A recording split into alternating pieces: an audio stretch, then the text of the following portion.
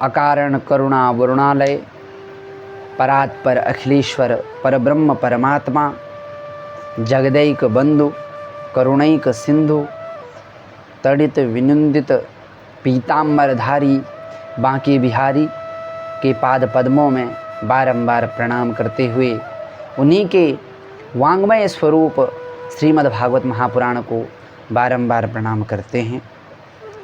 आप सभी को राधे राधे एवं नमन वंदन।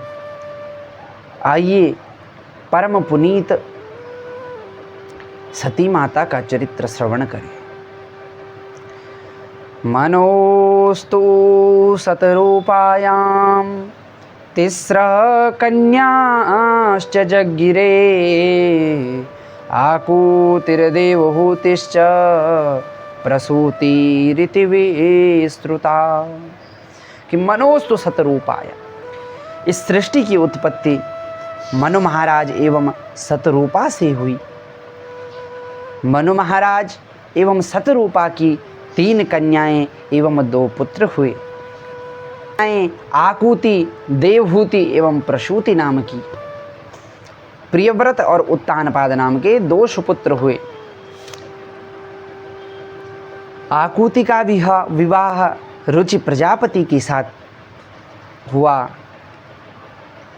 देवहूति का विवाह कर्दम मुनि के साथ हुआ और इनकी संतान कपिल मुनि भगवान हुए, जो सांख्य शास्त्र का बड़ा दिव्य उपदेश देकर वन में तपस्या के लिए चले गए। दक्ष प्रजापति की तीसरी पुत्री हैं प्रसूति। प्रसूति मानवी दक्ष उपये में या आत्मजा, तस्यां ससर्ज दुहित्री षोडशामललोचना। प्रसूति जी का विवाह दक्ष प्रजापति जी से कराया गया और दक्ष प्रजापति और प्रसूति की 16 कन्याएं हुई। तो भैया 16 कन्याओं का विवाह आज दक्ष प्रजापति जी करवा रहे हैं। 13 कन्याएं तो धर्म को दे दी, 1 कन्या अग्नि को दे दी, स्वाहा नाम की अग्नि को दे दी, और स्वदा नाम की जो कन्या है वो समस्त पितरों को प्रदान कर दी। 15। अब ये जो 16वीं पुत्री है ये है सबसे छोटी हमारी सती माता। तो सती माता का कहते हैं कि सबका वंश चला, सबका 15 की 15 जो पुत्रियां हैं इनके वंश में सबके पुत्र हुए, परंतु सती माता की कोई संतान नहीं। इसका क्या कारण है? तो कहा भवस्य पत्नी तु सती भवं देवमनुव्रता, आत्मनः सदृशं पुत्रं न लेभे गुणशीलतः। हर समय भगवान शंकर का ही चिंतन करती रहती है और भगवान शंकर की सेवा करती है। संतान क्यों नहीं हुई? एक बार पिता ने अपमान कर दिया। अपना अपमान तो आदमी सह भी ले, पर पतिव्रता नारियां कभी भी पति का अपमान सहन नहीं कर सकती। तो माता सती पति का अपमान सहन न कर पाई और इस देह का त्याग कर दिया, इसलिए उनकी संतान नहीं हुई। विदुर जी मैत्रेय जी से कहते हैं भवे शीलवतां श्रेष्ठे दक्षो दोहित्रिवत्सला, विद्वेषमकरोत् कस्मात् धनावृत्यात्मजां सती। कहा अरे दक्ष प्रजापति तो अपनी पुत्रियों से बड़ा प्रेम करते थे। दक्षो दुहित्रिवत्सलः, वह तो अपनी पुत्रियों से बड़ा प्रेम करते थे। ऐसा क्या कारण हुआ कि उन्होंने अपनी सबसे छोटी लाडली कन्या का अनादर किया? भगवान शंकर से उन्होंने वैर ठान लिया, जो त्रिलोकी का स्वामी है।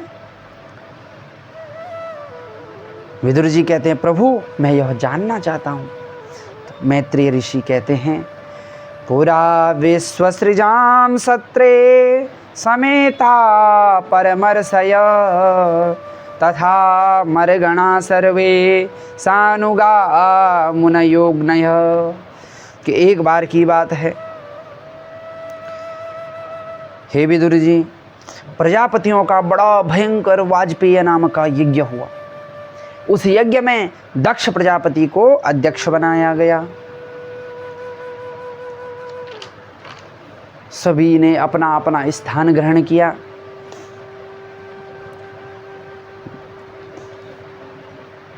और ब्रह्मा विष्णु महेश तीनों देवता आकर के भी अपने अपने स्थानों पर बैठ गए।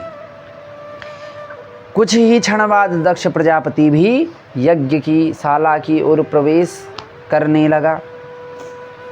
दक्ष के आते ही सभी देवता, असुर, नर, नाग, किन्नर सभी उठ करके भगवान दक्ष अध्यक्ष को प्रणाम कर रहे हैं। परंतु भगवान शंकर तो योग समाधि में है।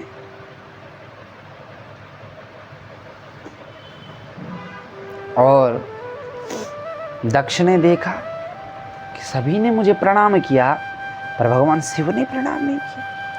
बोला चलो ब्रह्मा जी, ये तो मेरे पिता हैं। बोला नारायण ने नहीं किया, मेरे पितामह हैं, ब्रह्मा के भी पिता हैं। इस प्रकार से, क्योंकि विष्णु के नाभि से कमल, कमल से ब्रह्मा की उत्पत्ति हुई, तो कहा ये मेरे पितामह दादाजी हैं। लेकिन ये तो मेरा दामाद है, इसने मुझे प्रणाम नहीं किया, निर्वस्त्र रहता है, अमंगलकारी वेश है,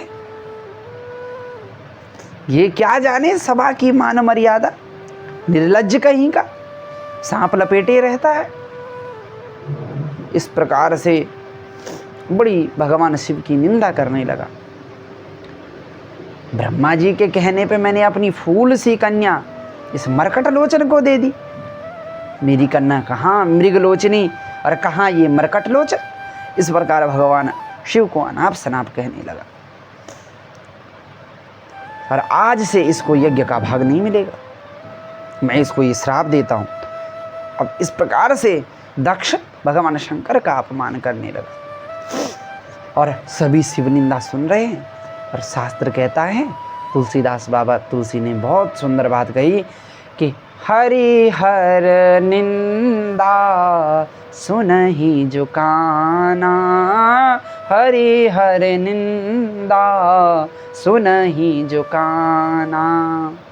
हो ये पाप गौ घात समाना, हो ये पाप गौ घात समाना। ये हरि और हर की जो निंदा सुनता है तो गौघात के समान पाप लगता है। भगवान विष्णु और हरि और हर में कभी भी अंतर नहीं करना चाहिए। ये तीनों कारण भेद से अलग अलग हैं। सृष्टि की उत्पत्ति करने के कारण ब्रह्मा, पालन करते हुए विष्णु और संहार करते हुए शिव। इस प्रकार से भेद नहीं है इनमें, ये सब क्या हैं, एक ही हैं।